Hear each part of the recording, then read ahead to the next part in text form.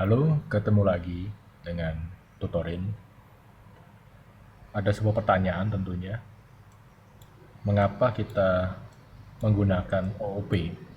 Ya, kalau ada filmnya, ada apa dengan OOP? Mengapa kita menggunakan objek dalam membuat program? Kalau kita lihat kembali di program kita yang sebelumnya, kita mempunyai kelas Mario Teguh dan kelas program. Dan apa yang kita lakukan?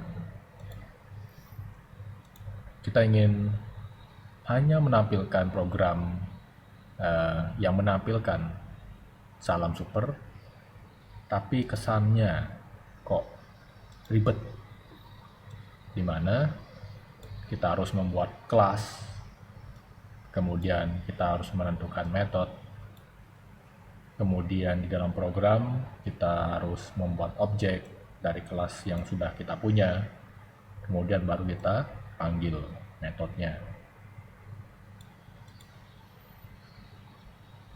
Nah, untuk menjawab itu, kita analogikan seperti ini. Seandainya kita ingin menghidupkan atau ingin mengganti channel TV, tentu yang paling gampang menggunakan remote TV.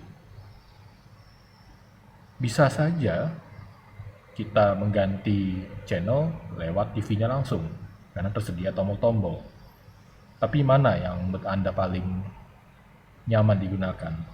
Menggunakan remote atau langsung pada TV-nya? Tentu saya yakin Anda akan memilih menggunakan remote-nya saja. Nah, hal serupa itu yang kita lakukan. Ya, yang kita lakukan di program ini adalah kita cukup memberitahu kepada objek Mario Teguh untuk melakukan salam. Nah, dengan memerintahkan objek tersebut untuk melakukan salam, maka yang kita dapat adalah program salam super. Kita jalankan. Ini yang kita dapatkan. Tapi tentunya dalam hal ini kita pun diwajibkan untuk bisa membuat remote tersebut. Nah, inilah yang dirasakan ribet, di mana kita pun harus bisa membuat kelas Mario Teguh yang gunanya menampilkan pesan salam super.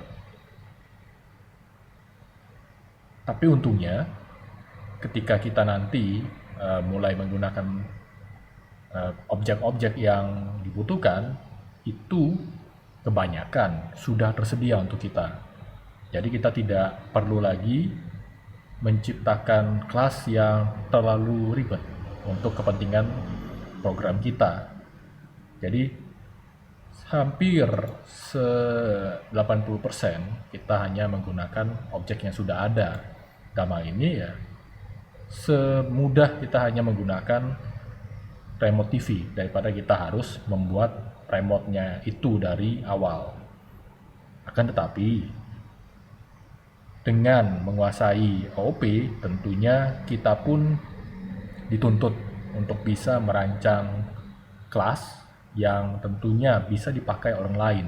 Dengan kata lain, Anda pun dituntut untuk bisa membuat remote TV ini yang nantinya memudahkan orang lain untuk menonton TV.